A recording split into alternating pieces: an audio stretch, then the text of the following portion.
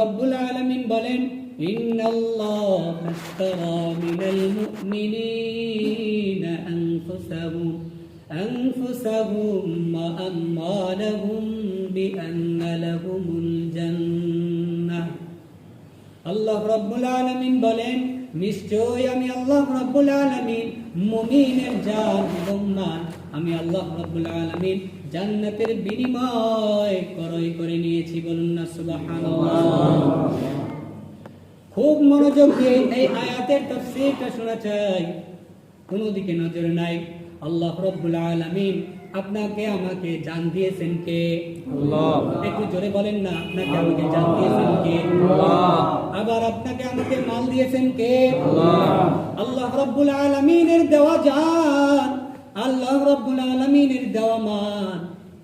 পৃথিবীতে হাজারো মানুষ আছে যাদেরকে আল্লাহ রব্বুল আলামিন জান দিছে, কিন্তু আপনার আমার মতো সম্পদ দেন নাই, মাল দেন নাই। দিছে নাকি? পৃথিবীতে অনেক মানুষকে আল্লাহ রাব্বুল আলামিন জান দিবেন, কিন্তু আপনার আমার মতো সুস্থতার জান দিবেন নাকি? বলেন না, দিবেন নাকি? আল্লাহ রাব্বুল আলামিনের দেওয়া জান, আল্লাহ রাব্বুল আলামিনের দেওয়া মাল।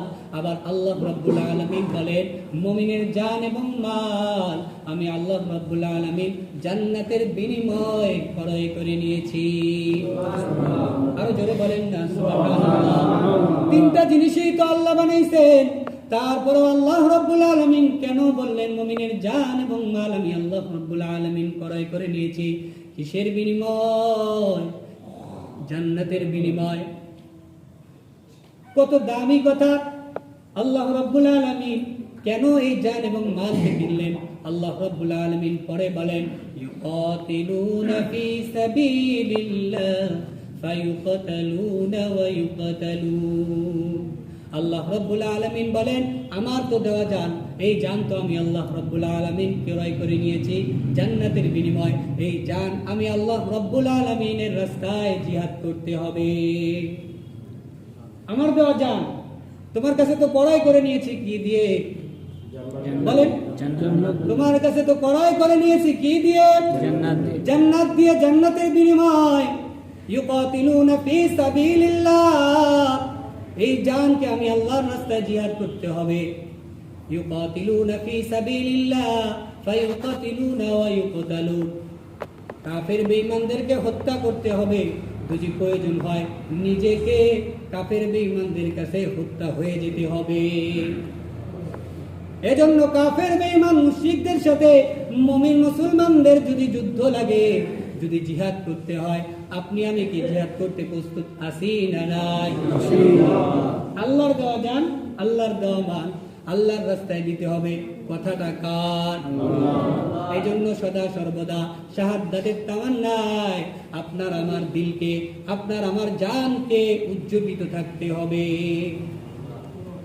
প্রথমেই যে কথাটা বললেন আল্লাহ রাব্বুল আলামিন, খুব মনোযোগ দিয়ে কথাগুলো শোনা চাই। আল্লাহ রাব্বুল আলামিন প্রথমে যে কথাটা বললেন, আপনি আমি তো খুব সুসংবাদ নিলাম যে জান এবং মাল আল্লাহ কিনে নিছেন, এর বিনিময়ে তো জান্নাত দিছেন। আজকে আমি তো আপনি তো নামাজ পড়ি, সদকা করি, দান করি, কত গর্ব নিয়ে সমাজে চলাফেরা করি। আমি তো সদকা করি, আমি তো দান করি, আমি তো মসজিদ নির্মাণ করি, করি না?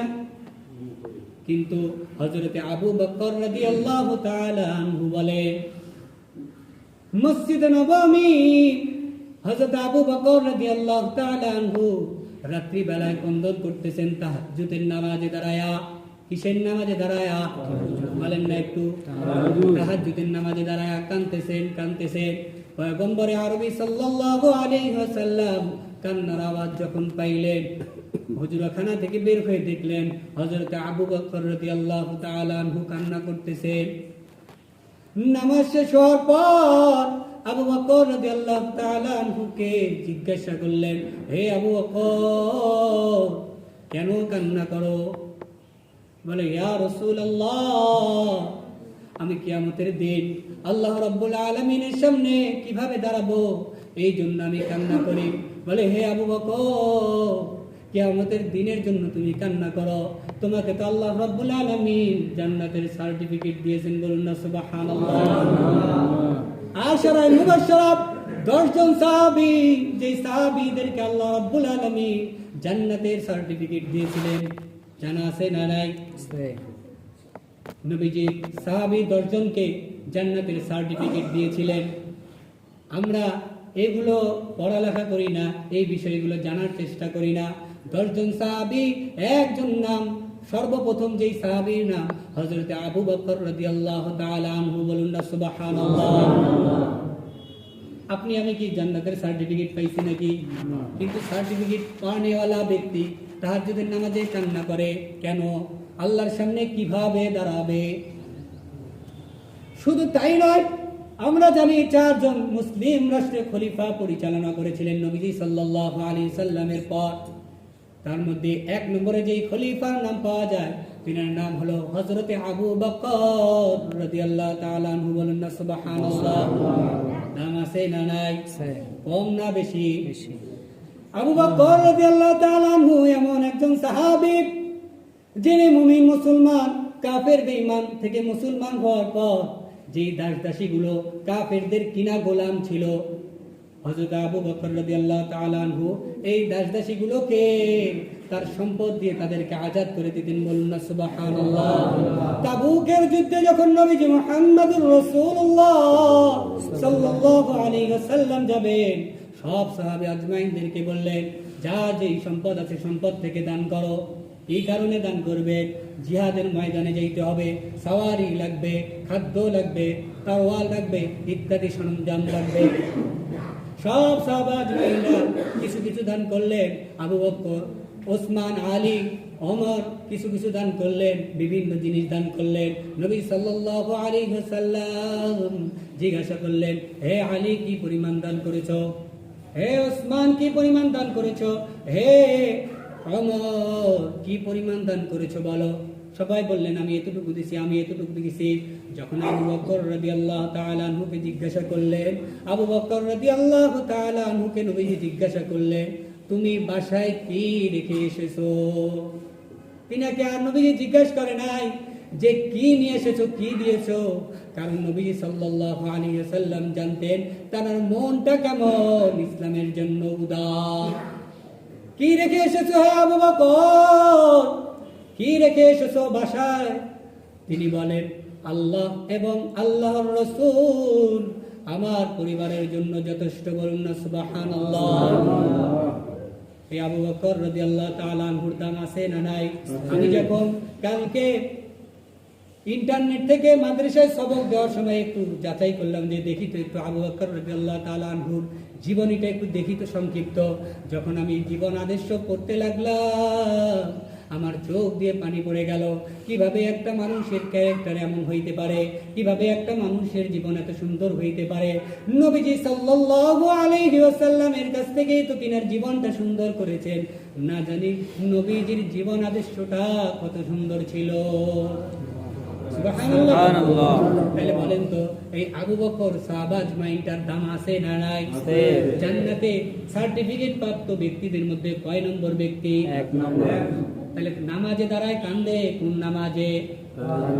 কি বলেন নবীজি সাল্লাল্লাহু আলাইহি ওয়াসাল্লামকে, কিয়ামতের দিন আমি কিভাবে আল্লাহ রাব্বুল আলামিনের কাছে দাঁড়াবো? নবীজি বলেন, হে আবু বকর, তুমি তো জান্নাতের সার্টিফিকেট প্রাপ্ত ব্যক্তি, তাও কেন কান্না করো? বলে, হে রাসূলুল্লাহ, আমাকে কোরআনের এক আয়াত আমাকে কান্না করায়। বলে, কোন সেই আয়াত? তখন নবীজির কাছে এই আয়াত পেশ করলেন, ইন্নাল্লাহা আশতারা মিনাল মুমিনিনা আনফুসাহুম ওয়া আমওয়ালাহুম বিআন্না লাহুমুল জান্নাহ। হে ইয়া রাসূলুল্লাহ, আল্লাহ রাব্বুল আলামিন বলেন, মুমিনের জান এবং মাল কিনে নিয়েছেন আল্লাহ রাব্বুল আলামিন, এর বিনিময়ে জান্নাত দিয়েছেন। বলে, হে আবু বকর, এটা তো ভালো খবর, এটা তো বড় সুসংবাদ। বলে, ইয়া রাসূলুল্লাহ, আমি কাপড়ের ব্যবসা করতাম। আমি কিসের ব্যবসা করি? আমি আবু বকর কাপড়ের ব্যবসা করি, আমি কাপড়ের ব্যবসা করি। আজকে আমার সাথে একটা বড় ঘটনা ঘটে গিয়েছে। বলে, কি ঘটনা? বলে, অনেক দিন আগে আমি একজন মহিলার কাছে আমি কাপড় বিক্রি করেছিলাম। আজকে সেই মহিলা আমার কাছে এসে এই কাপড়টা ফিরিয়ে দিলেন। যখন চলে যাচ্ছিলেন, আমি জিজ্ঞাসা করলাম, হে মা, আপনি কেন এই কাপড়টা ফিরাইয়া দিলেন? বলে, আবু বকর, তোমার কাপড় আমার পছন্দ হয় না। আবু বকরের চিন্তায় তখন আসছে যে কিয়ামতের দিন যদি আল্লাহ রাব্বুল আলামিন জিজ্ঞাসা করে, হে আবু বকর, তোমার জান এবং তোমার মাল আমি আল্লাহ রাব্বুল আলামিনের পছন্দ হয় নাই, তখন আমি আল্লাহ রাব্বুল আলামিনের কাছে কি নিয়ে দাঁড়াবো?